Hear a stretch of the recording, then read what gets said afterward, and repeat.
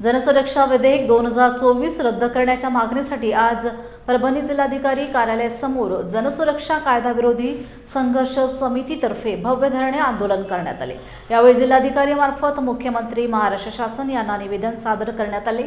आंदोलनातील इंडिया आघाडीतील शिवसेना उद्धव बाळासाहेब ठाकरे, भारतीय राष्ट्रीय काँग्रेस, राष्ट्रवादी काँग्रेस शरद पवार, भारतीय कम्युनिस्ट पक्ष, भाकप, शेकपा, समाजवादी जनपरिषद, भारत जोडो अभियान, मानव मुक्ती मिशन आणि movement for peace and justice या संयुक्त पुरोगामी संघटना सहभागी झाल्या। या आंदोलनात जिल्ह्यातील विविध भागातून आलेले हजारो कार्यकर्ते आणि नागरिक उपस्थित होते।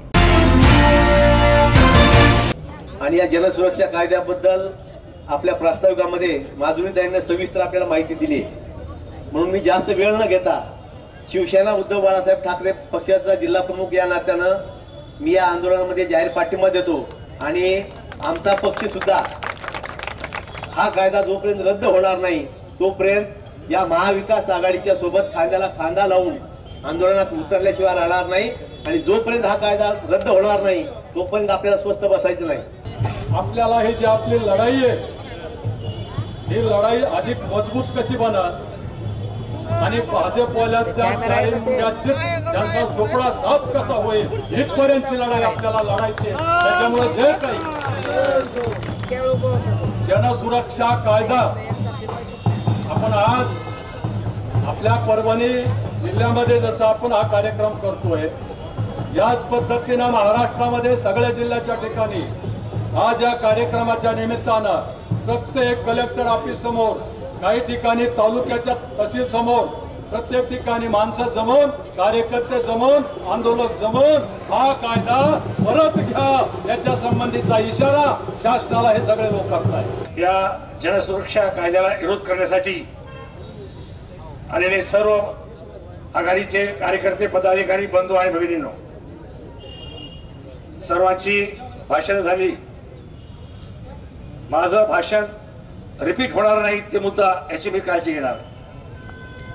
आपण सर्वजण या कायद्याला विरोध करण्याचं एक मोठं आंदोलन एका जिल्ह्यात नाही तर संपूर्ण महाराष्ट्रामध्ये हे आंदोलन उभा राहिले। एकाच वेळेला एकाच दिवशी हे संपूर्ण महाराष्ट्रामध्ये, तालुक्यामध्ये आणि जिल्ह्यामध्ये आंदोलन सुरू झालेले आहे। आणि आज जरी आंदोलन सुरू झालं असलं तरी हे आंदोलन जोपर्यंत आपल्याला न्याय मिळणार नाही तोपर्यंत हे आंदोलन थांबणार नाही। हा आघाडीचा आणि इंडिया आघाडीचा सर्वांचा हा निर्धार आहे। बंधूंनो, आपल्याला माहित असेल या देशामध्ये 3 कृषी कायदे केले होते। या कायद्याच्या विरुद्ध मोठं आंदोलन दिल्लीच्या सीमेवर झालं। या आंदोलनात शेवटी सरकारला आणि या आंदोलनासाठी माननीय राहुलजी गांधी आणि इंडिया आघाडीच्या सर्व नेत्यांनी संपूर्ण देश पेटवला।